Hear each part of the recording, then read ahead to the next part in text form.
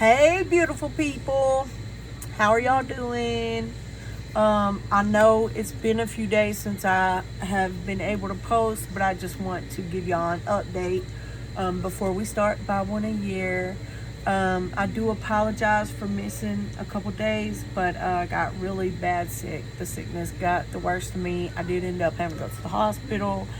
So I had a really bad upper respiratory infection, and the reason I didn't do Bible in a year for a couple days was that I couldn't breathe long enough to actually read. I'm doing much better. I got up this morning. I went to church. Happy Resurrection Sunday to everybody who's watching. I pray that y'all's day has been wonderful and blessed just as mine has been.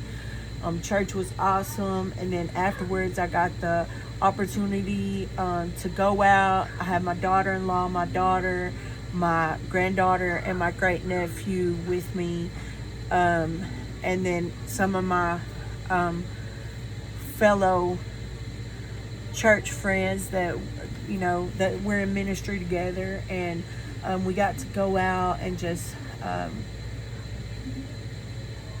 feed his sheep. Man, it was so cool. We had a lot of leftover lunches, so we got to actually go out and give out free lunches to people in Quinlan. And then my car went on after Quinlan. We went on to Greenville, and we got to go and just kind of reach out and love on people, and that's what it's about, right? Love on people. And so I wanted to come in today and make sure that I got this in. And just give y'all my sincere apology for missing. I know I've said time and time again, nothing's going to stop me from doing this, but I'm not Superwoman, and I should never be so prideful that I forget that, like, God can sit me down. He can sit all of us down.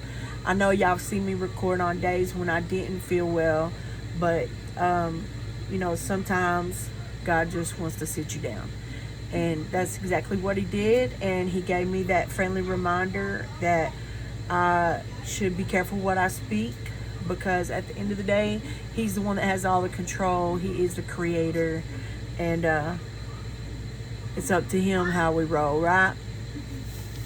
So with that said, man, I'm so happy to be back today, and we're going to pick up on day 63. I'm not gonna lie, I was so sick, I don't even know how far behind I actually got. I don't know if I missed one day or if I missed 2 days. I'm not really sure. I wasn't even sure that I was gonna get to record today, because I was so sick, but I feel so much better today. So we're gonna do this thing, and I appreciate y'all's patience, and just know that, what's a day when it comes to a year, right? We'll get it all caught up. So, with that said, we're reading the Life Application Study Bible, New Living Translation, 3rd edition. So, we're gonna pick up on Numbers chapter 29. We're going to read 29, 30, and 31. Then we're going to flip over to Mark chapter 9 and read it about halfway. So if y'all are ready, let's dive right into the word.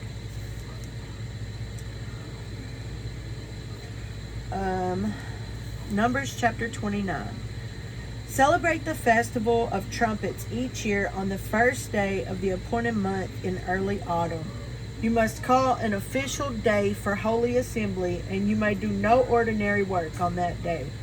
You must present a burnt offering as a pleasing aroma to the Lord.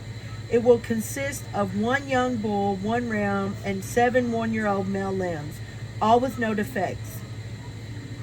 These must be accompanied by grain offerings of choice flour moistened with olive oil, 6 quarts with the bull, 4 quarts with the ram, and 2 quarts with each of the 7 lambs.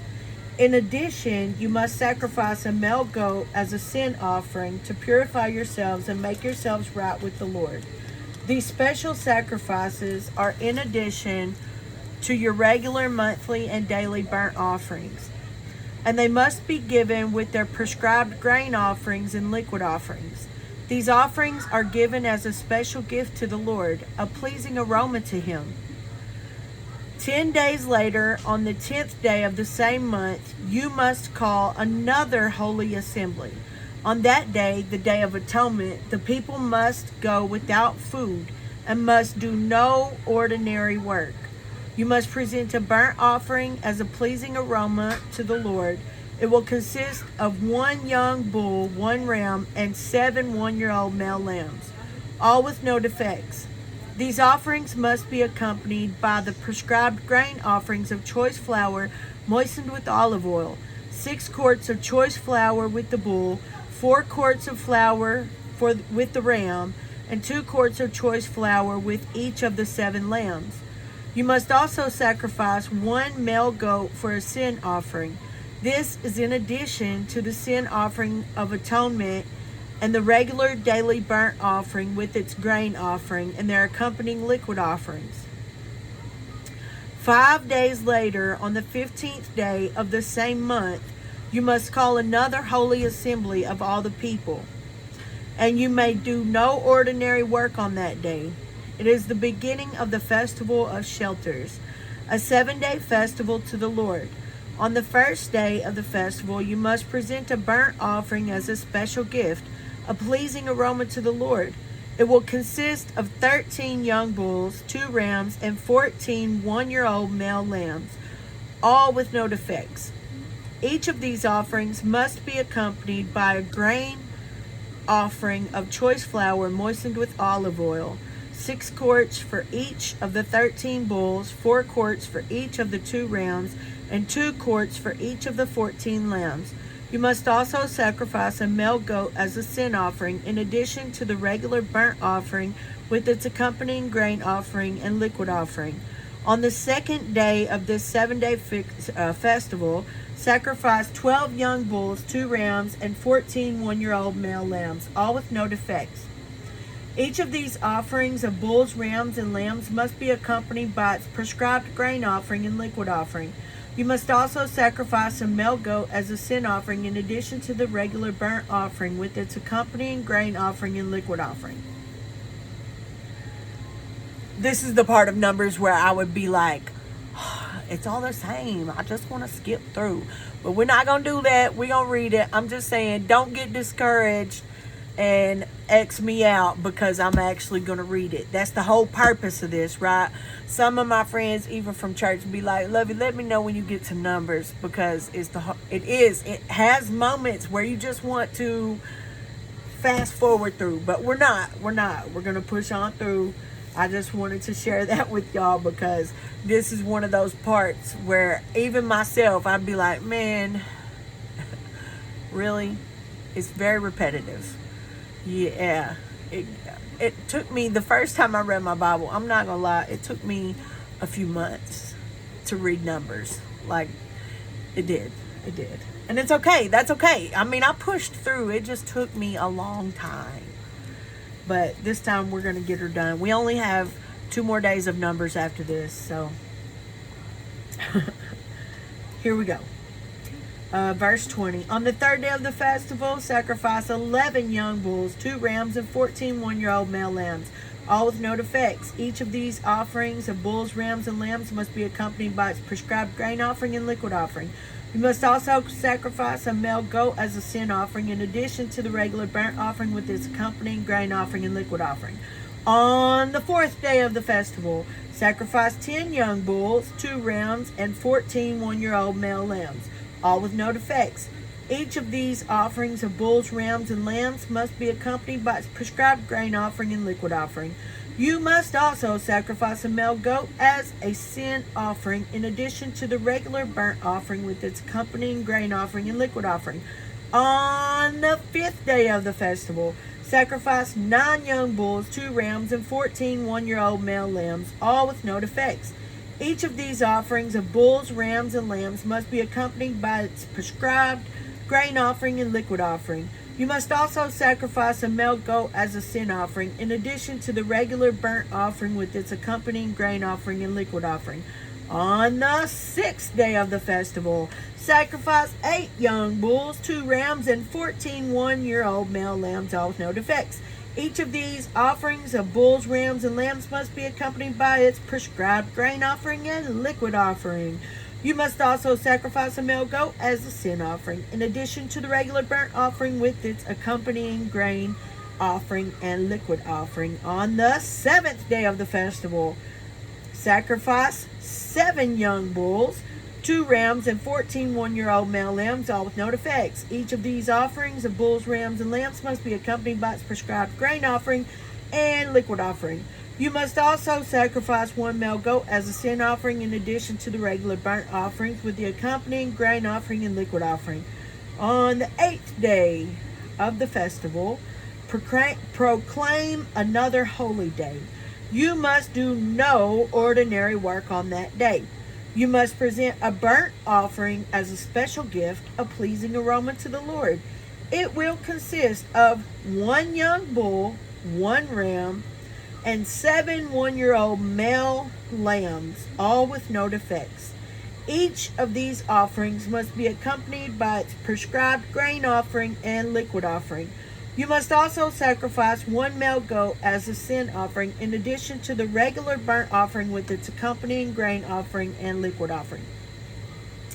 I know I said it's repetitive, but there are some like numbers that change along the way.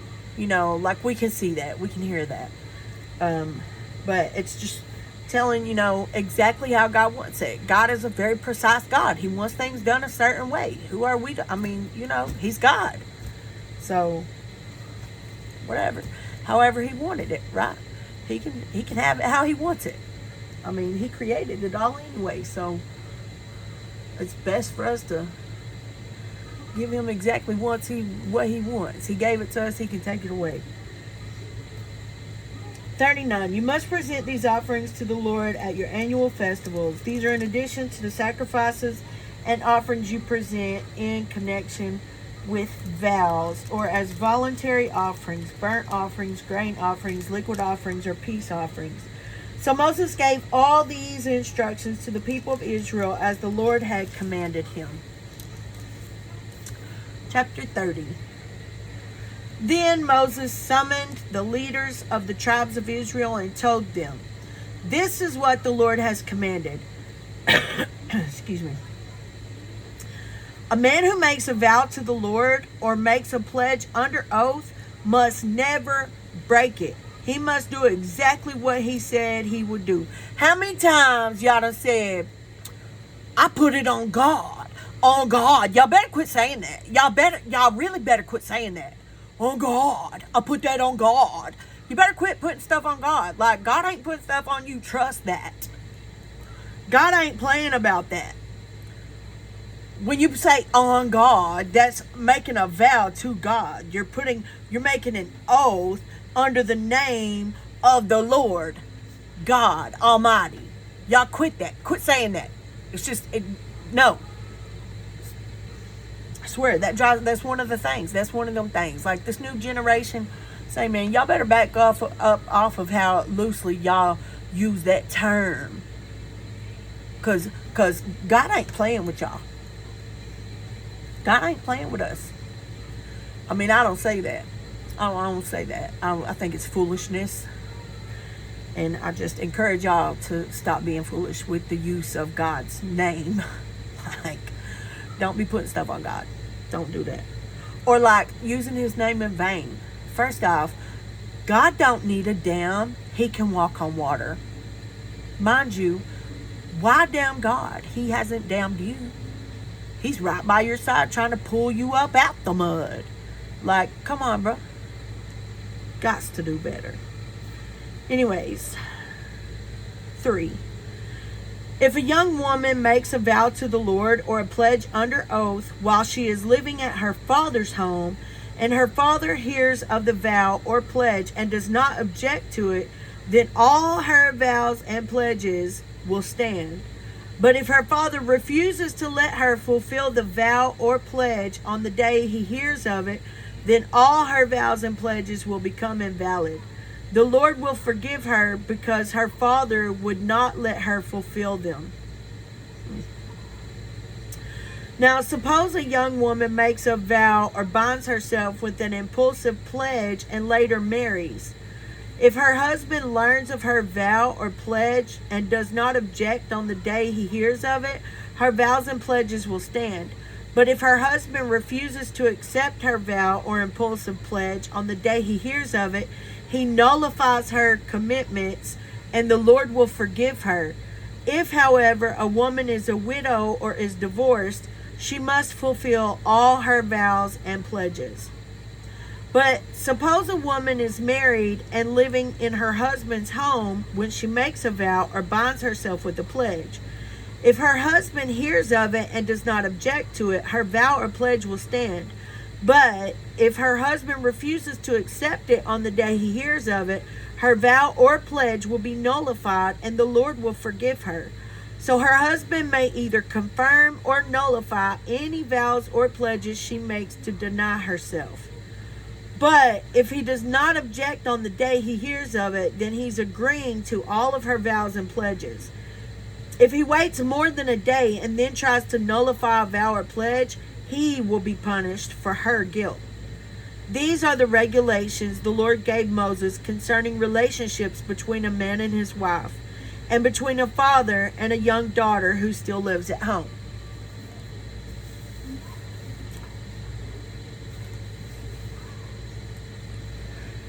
Yep. Okay. 31.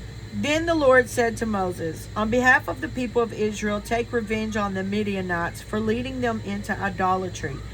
After that, you will die and join your ancestors. So Moses said to the people, choose some men and arm them to fight. The Lord's war of revenge against Midian. From each tribe of Israel, send 1,000 men into battle. So they chose 1,000 men from each tribe of Israel, a total of 12,000 men armed for battle. Then Moses sent them out, 1,000 men from each tribe. And Phinehas, son of Eleazar the priest, led them into battle. They carried along the holy objects of the sanctuary and the trumpets for sounding the charge. They attacked Midian as the Lord had commanded Moses, and they killed all the men. All 5 of the Midianite kings, Evi, Rekem, Zur, Hur, and Reba, died in the battle. They also killed Balaam, son of Beor, with the sword. Then the Israelite army captured the Midianite women and children and seized their cattle and flocks and all their wealth as plunder. They burned all the towns and villages where the Midianites had lived. After they had gathered the plunder and captives, both people and animals, they brought them all to Moses and Eleazar the priest and to the whole community of Israel, which was camped on the plains of Moab beside the Jordan River across from Jericho. Moses, Eleazar the priest, and all the leaders of the community went to meet them outside the camp. But Moses was furious with all the generals and captives who had returned from the battle. Why have you let all the women live? He demanded. These are the very ones who followed Balaam's advice and caused the people of Israel to rebel against the Lord at Mount Peor. They're the ones who caused the plague to strike the Lord's people. So kill all the boys and all the women who have had intercourse with a man. Only the young girls who are virgins may live. You may keep them for yourselves. And all of you who have killed anyone or touched a dead body must stay outside the camp for 7 days. You must purify yourselves and your captives on the 3rd and 7th days. Purify all your clothing too, and everything made of leather, goat hair, or wood. Then Eleazar the priest said to the men who were in the battle, the Lord has given Moses this legal requirement.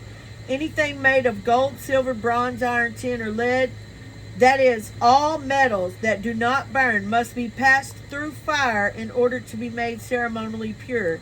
These metal objects must then be further purified with the water of purification. But everything that burns must be purified by the water alone. On the 7th day, you must wash your clothes and be purified. Then you may return to camp. And the Lord said to Moses, you and Eleazar the priest and the family leaders of each tribe are to make a list of all the plunder taken in the battle, including the people and animals. Then divide the plunder into 2 parts and give half to the men who fought the battle and half to the rest of the people. From the army's portion, first give the Lord his share of the plunder, 1 of every 500 of the prisoners, and of the cattle, donkeys, sheep, and goats. Give this share of the Lord's half. Give this share of the army's half to Eleazar the priest as an offering to the Lord.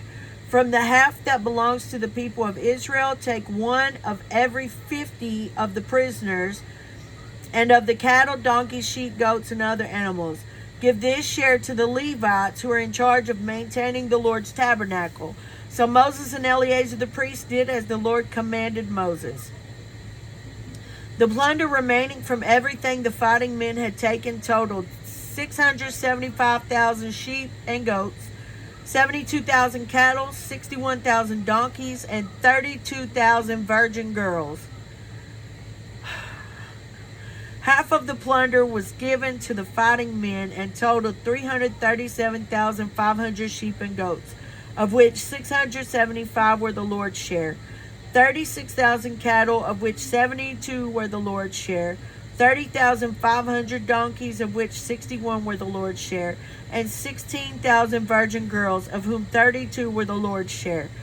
Moses gave all the Lord's share to Eleazar the priest, just as the Lord had directed him. Half of the plunder belonged to the people of Israel, and Moses separated it from the half belonging to the fighting men. It totaled 337,500 sheep and goats, 36,000 cattle, 30,500 donkeys, and 16,000 virgin girls. From the half share given to the people, Moses took 1 of every 50 prisoners and animals and gave them to the Levites who maintained the Lord's tabernacle. And this was done as the Lord had commanded Moses. Then all the generals and captains came to Moses and said, "We, your servants, have accounted for all the men who went out to battle under our command. Not one of us is missing. So we are presenting the items of gold we captured as an offering to the Lord from our share of the plunder, armbands, bracelets, rings, earrings, and necklaces. This will purify our lives before the Lord and make us right with him." So Moses and Eleazar the priest received the gold from all the military commanders, all kinds of jewelry and crafted objects, and all the gold that the generals and captains presented as a gift to the Lord weighed about 420 pounds. All the fighting men had taken some of the plunder for themselves. So Moses and Eleazar the priest accepted the gifts from the generals and captains and brought the gold to the tabernacle as a reminder to the Lord that the people of Israel belonged to him. Yes.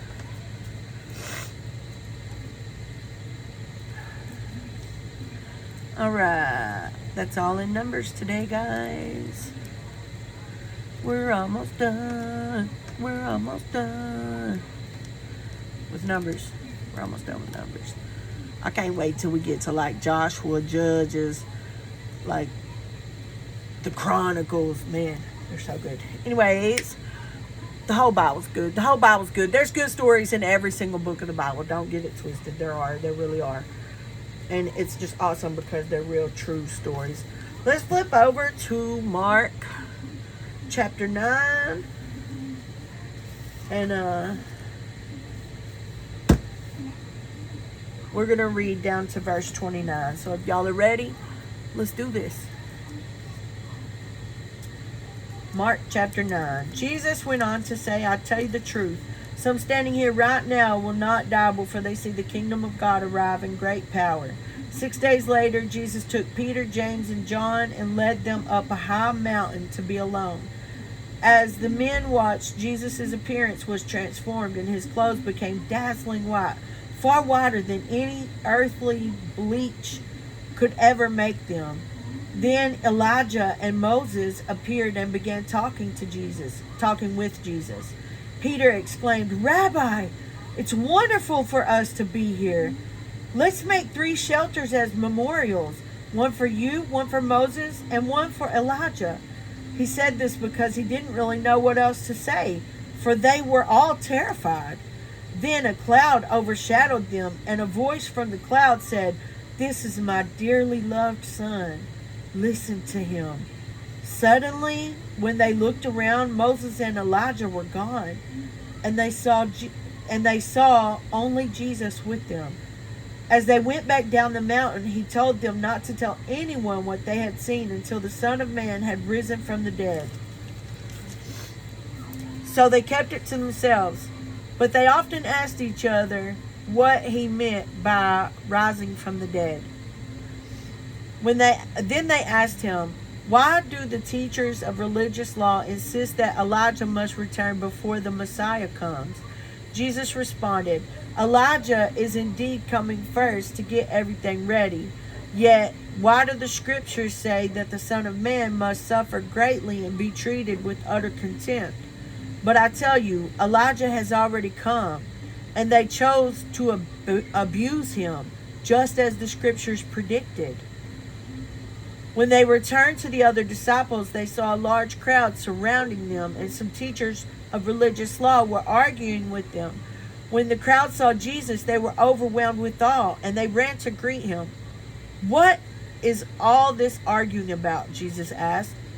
One of the men in the crowd spoke up and said, "Teacher, I brought my son so you could heal him.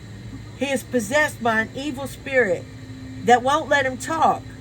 And whenever this spirit seizes him, it throws him violently to the ground. Then he foams at the mouth and grinds his teeth and becomes rigid. So I asked your disciples to cast out the evil spirit, but they couldn't do it." Jesus said to them, "You faithless people, how long must I be with you? How long must I put up with you? Bring the boy to me." So they brought the boy. But when the evil spirit saw Jesus, it threw the child into a violent convulsion, and he fell to the ground, writhing and foaming at the mouth. "How long has this been happening?" Jesus asked the boy's father. He replied, "Since he was a little boy. The spirit often throws him into the fire or into water trying to kill him. Have mercy on us and help us if you can." "What do you mean, if I can?" Jesus asked. "Anything is possible if a person believes." Anything is possible if a person believes.